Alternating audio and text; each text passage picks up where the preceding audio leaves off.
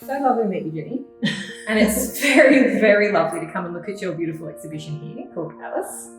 Now, as an art lover, I don't paint and I don't do art on paper, but I'm always really interested in how you get to the process in lots of different elements of what you do.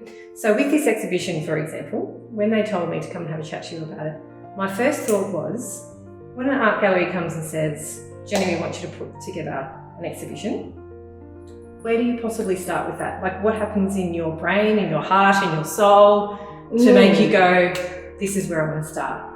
Oh, right. Well, Alice is so far out of my spectrum right. that I thought it was a good challenge, and I thought it was a challenge that I could meet with Catherine. One, I like to work, and I love these little sculptures, and I thought, well, they're about storytelling, and I know about storytelling. Not specifically with my work, but I can think along those lines. And I'm always challenged by a new idea. I wouldn't just like, look, I'm only a painter, I'm only a printmaker, I'm only, doing ceramics or photography. But all of those things have been part of my work over the years. Okay. And for different occasions, have required me to think carefully about the medium that I want to best express it in. Yeah.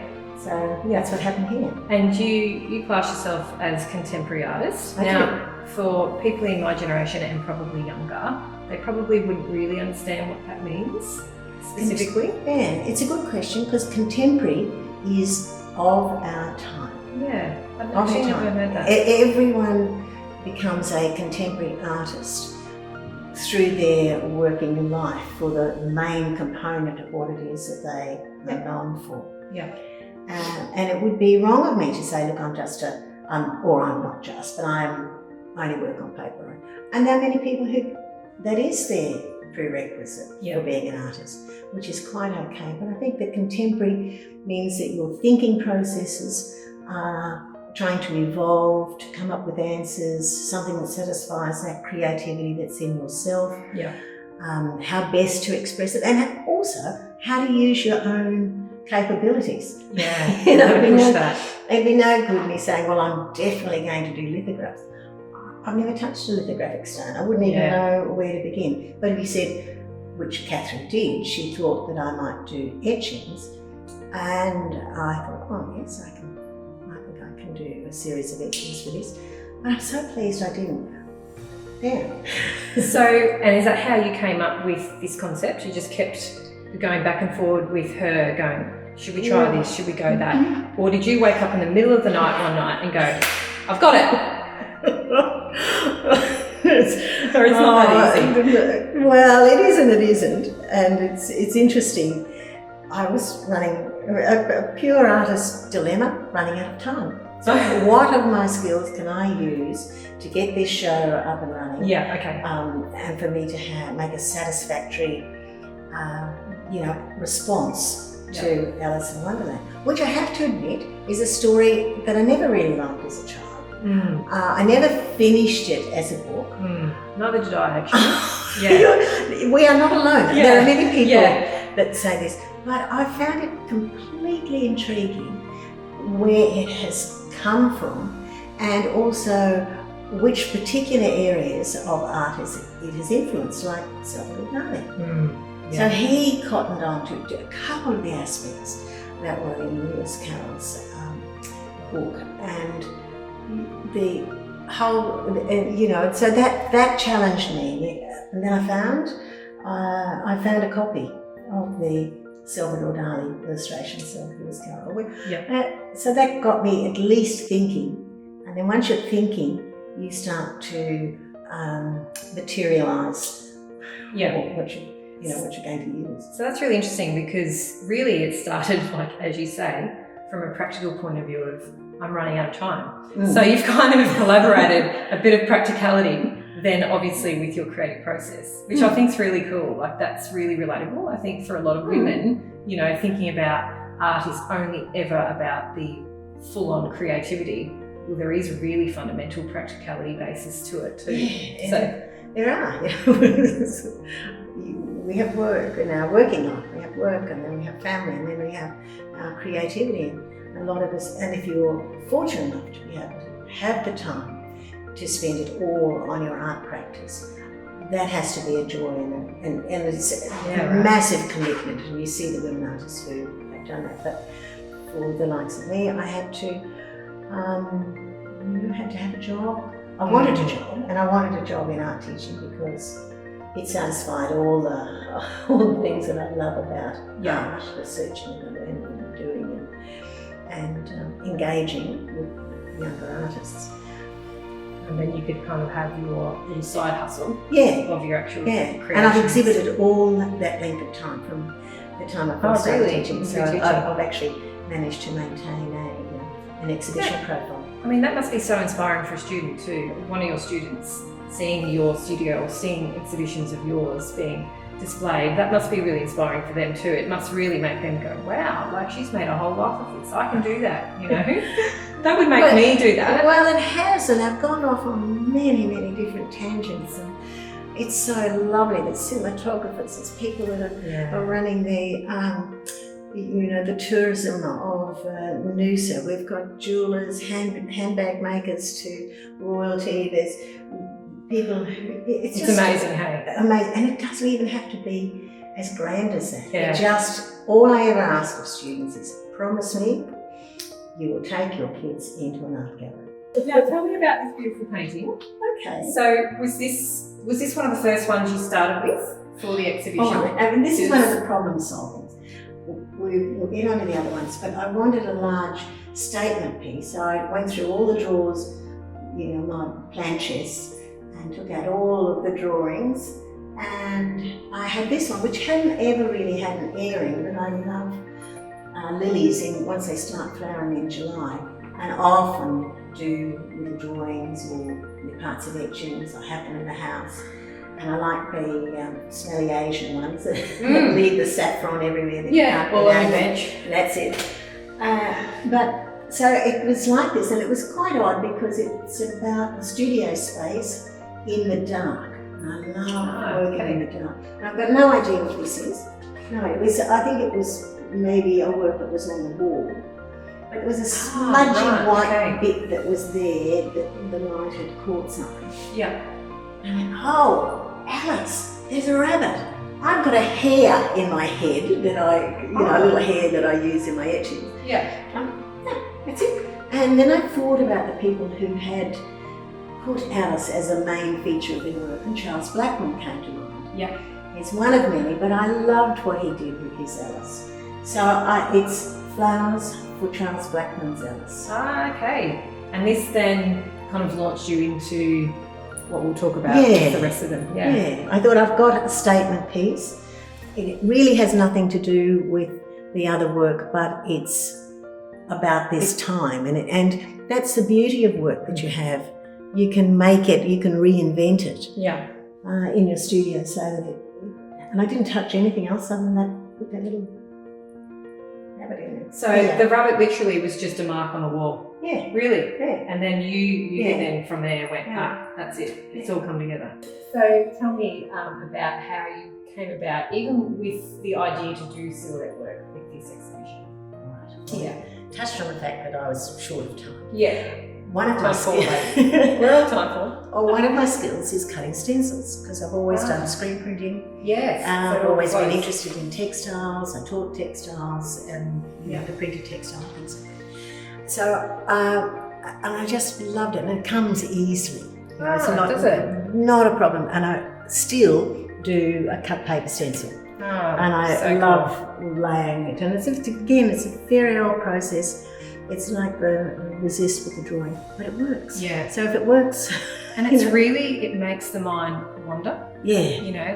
We were just saying, I think people will look at these pieces and be able to interpret lots of bits in their own way. Obviously, like you were just saying, there's a piece in here with cards, but when I first looked at it, I first saw wildlife. That was the first thing that popped into my head. But I think that's the beauty of these pieces. People will do that in their own way. Take those beautiful messages and those beautiful pieces away. But so you were telling me you start with the quote. I start with the quote. Yep. I always knew I was going to do a long, narrow format because that's been the format of my paintings. some of the etchings for a long time. I like that long, narrow view. Okay. I like it because it compacts the imagery. Right. And it also, it's like wearing a hat with a brim. And I think Lloyd Rees used to say it gives him the horizon line. So it sort of makes me think, and I'm not making any other questions of myself about how I'm using sort of that format. So that has always been a format consistent with your work? Yes. That's really cool. So I thought, and I discovered this beautiful paper, which I thought was Japanese paper, because I have a passion for Japan, but it's Indian. And it's very, very heavy duty and glorious, and it's very it's got a nice satin feel. It is. Isn't it? It's ivory like that. No, they change subtly from one to the other. Okay. But here I find a quote because it asks the question: if only I knew which way to change them. You know, that's a question we'd ask as a parent. Yeah. You know. Yeah. I do it daily. Yeah. How are we going to get this through? Yeah. Yeah. So we've got the Queen, and we all know the Queen in this fairy story she's pretty wicked. She's terribly cruel. The baby there is not a baby; it's a pupae. Or it might be a baby, but then it turns into a pupae, and then the caterpillar, and then the caterpillar is in the story. Yeah. But the baby also turns into a pig and goes off into the forest.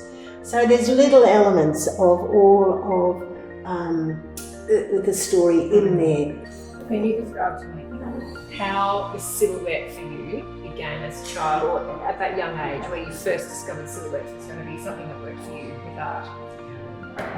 It wasn't a deliberate thought when I was sick. There were a couple of sessions in my life, and they were somewhere in isolation, and I was at home. So in your room? In my room, yeah. And all that was in the room was in one corner were some little china trinkety things, but above the door was a ventilation of the old Queenslander, the cutout. Yeah. It was always decorative. So I would watch it and look at the negative space. The part that was cut out told the story. The part that's cut out tells the story. Yeah. Yeah. And so it easily gave me what I could see as positive and negative. Yeah. No trouble at all. Yeah. So that light and dark, and play on that light and dark. Yeah. And I think that's what draws me the most to silhouette work. I love the contrast with the light and the dark, the play on that, the interpretation of that. I've always been drawn to that in art, monochrome, anything in art. It's always kind of reached me somehow. So this is the first piece that you did with this exhibition. So tell me about that. So what comes to mind for you when you start doing this first piece, and why the quote? Again, is it the same process? The quote first, and then the interpretation from there. It's that universal question when we go past a place. Oh, I wonder who lives there. Oh yeah. Who lives there? Yeah, I mean, Maryborough is the best place for that. Isn't quote. it? It's perfect. I wonder who lives there. So it's setting up that question that's historical or factual or a non-event because nobody knows. Yeah. And it seemed to say more about Alice for me because there's so many questions. Yeah. There's no answers in Alice. Yeah. Yeah, you're right. It is. It's all question based. All question based. Yeah. And in it, the characters are terribly improbable, but still have characteristics that we recognise. Yes, relate to. Yeah. I love how you've still engraved your name in there as well. I love it in every piece. It's really, yeah. I'm a kid. It's very neat. Yeah. Just get put the Stand in my signature. place here. Just leave this wall for me. Jenny with you. I love it. So I love this first quote, and I think we've just kind of brushed on it, but it is very applicable. Again, this for me just goes straight into another book. I shall sit here and wait for you to eat your dinner. I shall sit here and wait for you to get ready for school. This is a daily quote for me. Yeah, I know, and I just loved it. I could totally identify with it. You know, my daughter was always doing her hair, so I was trying to get, hurry up. Yeah, yeah. This is it. This is what happens. We make a stand, whether it's you never follow through with it. Yeah, exactly. And that's the thing I beat myself up over. But, you know, it's actually been a really good learning curve for me because my boys have very, very different personalities. My youngest boy is a bit more of a daydreamer like me. So hurrying him up with certain things doesn't actually work. No. His brain works really differently with that kind of thing. So this quote for me makes me laugh when I think about my youngest son. He's a little redhead and he just does the world differently. Jenny, it's been lovely meeting you. Before we go, can you just run me through your outfit? Because I'm a fashion stylist and fashion and art for me just marries together. So tell me, I know you told me you ordered this online, which I think is very groovy for you to do. But is it the print that first intrigued you? Yes. So the print's the first thing that got you in? And then you were like, I have a passion for Oriental design. Yeah, me too. I just, when I go to Japan, it's more Japan, and I think this is probably more Chinese than anything else. And it's just really, I love it. It's really comfy and it's all those sort of things. I love it. It's been so lovely chatting. I love the exhibition. I think it's a really great exhibition for everyone of all ages. I really think my generation will dig this kind of exhibition. It'll appeal to them, especially if they're a lover of the story. And I think it's interactive and it's a great place to bring the children as well. And show them and give them that experience. So. Well, I wouldn't have done it without the wonderful Catherine. Yeah. I really wouldn't. I mean, I thought, yeah, I suppose I could do that. But then she challenged herself. She came up with this magnificent piece. It's all around us, and I'm just thrilled that somehow or other I got my act together and produced something. You got your time processing skills down pat. I did.